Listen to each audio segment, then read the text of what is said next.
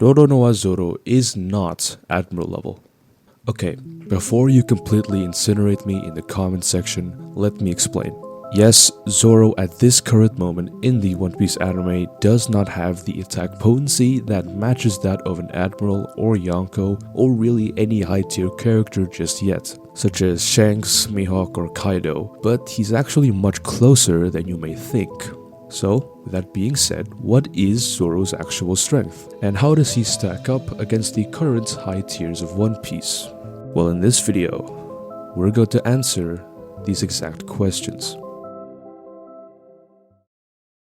Before the video starts, I just want to quickly mention that if you like any of the content that I post on this channel, consider clicking the subscribe button. It's completely free and you get more One Piece videos.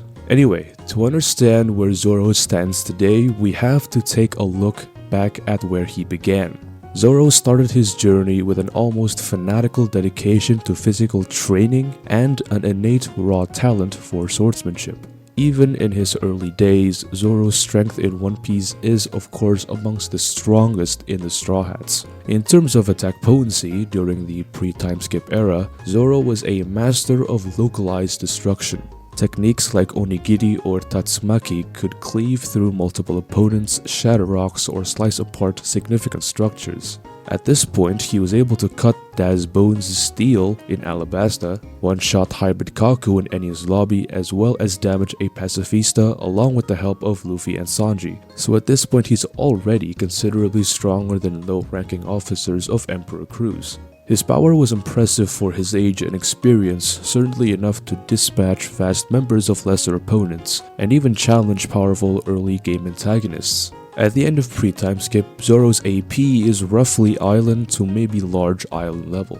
Zoro's reaction, travel, and attack speed, whilst not being his strong point, is still very fast. He has consistently outmaneuvered his opponents, reacted to otherwise unseen attacks, and his movement in combat was swift and decisive. He was able to intercept Daz Bones' attack in Alabasta, and he gets even faster by being able to keep up with Enel's lightning fruit. Since lightning moves at Mach 1282, that would make Zoro's travel and reaction speed massively hypersonic plus. His attack potency and speed is of course further boosted by Ashura, however, Zoro is only able to tap into this form once in a while, perhaps when he's in a certain state of emotion. So for now, Zoro is comfortably at massively hypersonic plus speeds. Zoro's intelligence is probably his most underrated aspect though, as being able to wield 3 swords simultaneously and effectively requires at least some level of creativity. His growth as a swordsman is also remarkably fast, and he is even able to develop in the midst of battle. For example, when he unlocks a weaker version of armament hockey during his fight against Daz Bones by applying what his teacher taught him about the blade. However, durability and stamina is definitely the metric where Zoro has consistently been a standout from day one, as the feats that he has demonstrated even in pre-time skip were already quite impressive. Zoro has consistently survived attacks that would immediately kill the average person, for example Mihawk's Yoru slash at the Baratie that nearly split him in two, and his astonishing endurance against Enel's lightning. And of course, we can't forget one of the most iconic feats of stamina and endurance in the entire One Piece series, the moment when Zoro took all of Luffy's fatigue and pain via Kuma's pawpaw fruit and living to tell the tale. Or I guess not, since nothing happened of course. This feat is even more impressive when you consider the fact that the pain that Zoro took was a culmination of Luffy's pain after multiple days of fighting, coupled with multiple uses of Gear 2 and 3, which takes a heavy toll on Luffy's heart and body. It can be argued that Zoro at this point specifically has the highest endurance and stamina of the entire crew, considering that Luffy has the benefit of his devil fruit to soften the impact of blunt attacks. During the time skip, Zoro trains under the direct tutelage of the current strongest swordsman, Dracula Mihawk, and the time skip is when Zoro truly began his ascent into the upper echelons of power. Zoro at this point has now mastered the basic use of armament as well as observation hockey, and he also has developed new sword techniques such as the Purgatory Onigiri, and by using these techniques, Zoro is able to massively increase his attack potency. In the Dressrosa arc, he successfully cuts Pika's gigantic stone golem in half using Ichidai Sanzen Daisen Sekai, absolute mouthful by the way, and successfully defeats him. This feat should scale him to about country level depending on how big Pika actually is.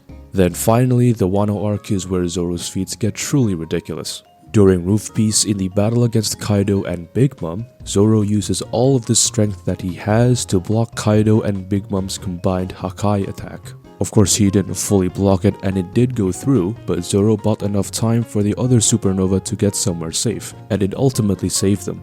Then, 2 episodes later, with blood still covering his entire body after blocking the Hakai attack, Zoro uses Ashurabake, Farce of the Dead Man, and with the help of Enma, lands a devastating blow that permanently scars Kaido in his hybrid form, who was known for his insane durability. He then fights King in episode 1062 and in the process unlocks Conqueror's Haki and King of L3 sword style, infusing it into his swords to deliver 103 Mercy's Dragon Damnation, taking down the Black Bird. Causing permanent damage to a Yonko and defeating a first commander of a Yonko crew puts Zoro squarely in the continent level range of attack potency, becoming a part of the league of characters who can reshape environments with their strikes. Zoro's speed has also drastically increased during the time skip. During the Dressrosa arc, Zoro's speed should be relativistic as he was able to track Luffy and Fujitora's brief clash at the end of the arc. In Wano, he was able to react to and intercept attacks from Kaido and Big Mom, who despite their size are remarkably fast, as well as King, who gets much faster with his flames off. Once again, Ashura significantly augments his speed and striking power, making him appear in multiple places at once, so he can confidently place his attack speed and combat speed in the faster than light range. Zoro's legendary pain tolerance and durability have also grown more monstrous after the time skip. Being able to tank Kaido and Big Mom's Hakai and still have the energy to continue fighting should easily scale him to continent level durability, as the 2 Yonko more than likely have beyond continent level AP. His mastery of Haki has also grown further in the Wano arc after unlocking Advanced Conqueror's Haki, which is an ability that only the strongest possess. His ability to use Advanced Conquerors, even if not yet at the same level of mastery as a Yonko, is a colossal leap that significantly bridges the gap between him and the very top tiers. His observation Haki has also become much more refined, allowing him to perceive and react to threats with greater precision. Finally, Zoro's battle IQ has remained consistently high, proven by his fight against King, where he was able to deduce the major flaw in the way King's flames work and use it to his advantage. His partial mastery of Enma, a sword known for draining its wielder's Haki, and his eventual conscious control over Advanced Conqueror's Haki also showcases his rapid learning and intuitive understanding of complex combat mechanics. So to conclude, at this point in the story, Zoro's attack potency has reached up to continent level with Advanced Conqueror's Haki and King of Hell 3 sword style. He has reached faster than light speeds by being able to react to Hybrid Kaido and Big Mom's attacks, as well as being able to keep up with Flames of King. His durability is of course continent level as well, and his endurance and stamina has gone to an even higher degree after being able to survive being hit directly with the Hakai attack. His intelligence has also increased significantly as he was able to understand how King's flames work in a short time and adapted quickly to counter his flames. Okay, so before we make the final comparison, we need to clearly define what Admiral Level actually means first. Admirals are the Marine's ultimate combat assets, often seen as direct counterparts to the Yonko, or at least a significant threat to them. Now, there's 3 key things here that Admirals have that are the reason why they're so fearsome. The first is of course Devil Fruits that are some of the most overpowered in the series. Most of them are Logia type Devil Fruits, which grant the Admirals Logia intangibility, and the Logia Devil Fruits are examples of powers that offer incredible offensive and defensive capabilities. The second is their absolutely ridiculous attack potency. Admirals can reshape entire landscapes with their Devil Fruits, and the prime example of this is the 10-day battle between Akainu and Aokiji on Punk Hazard, which permanently altered the island's climate, creating a half-burning, half-frozen wasteland. This is a clear demonstration of multi-continental to maybe even moon-level destructive capacity sustained over time. And finally, the third is their exceptional durability and stamina. They can engage in prolonged high-intensity battles against other top-tier individuals without showing significant fatigue. The Punk Hazard fight is again the prime example of this, as Aokiji and Akainu were fighting each other at full strength for 10 straight days. So with that being said, with Zoro's current power in the Egghead arc, how does he stack up against the Admirals? Well, let's start with attack potency. Zoro's Conqueror's Haki infused attacks are undeniably potent, and they can definitely harm an Admiral if they land clearly. However, the Admirals still have an edge over Zoro in this aspect, as they have demonstrated feats that scale much higher than Zoro's best feats. Zoro also focuses more on an explosive, concentrated burst of attacks, but the Admirals have a more consistent fighting style, focusing more on constant barrages of multi-continental level AoE devastation. In terms of speed, Zoro is now undeniably in the faster than light speed range, and he can keep pace with most Admiral level characters in terms of how fast he moves and reacts. He's fast enough to be a genuine threat to anyone. However, characters like Kizaru, who explicitly are light, might still have an edge in pure instantaneous travel speed for short bursts, making them incredibly difficult to tag if they truly decide to move at their maximum speed. Durability is of course Zoro's strongest suit, as his ability to withstand combined attacks from Kaido and Big Mom and then continue fighting places his durability firmly in consonant level. This puts him on par with, and arguably even exceeding, some Admirals in terms of raw physical damage absorption, as his resilience is legendary. In terms of Haki, Zoro does have the advantage by having advanced Conqueror's Haki, which the Admirals have not been confirmed to possess yet. However, the refinement and stamina with which he can utilize advanced Conquerors and the other Haki types likely isn't at the same level as an Admiral's comprehensive mastery of Haki and their Devil Fruit abilities.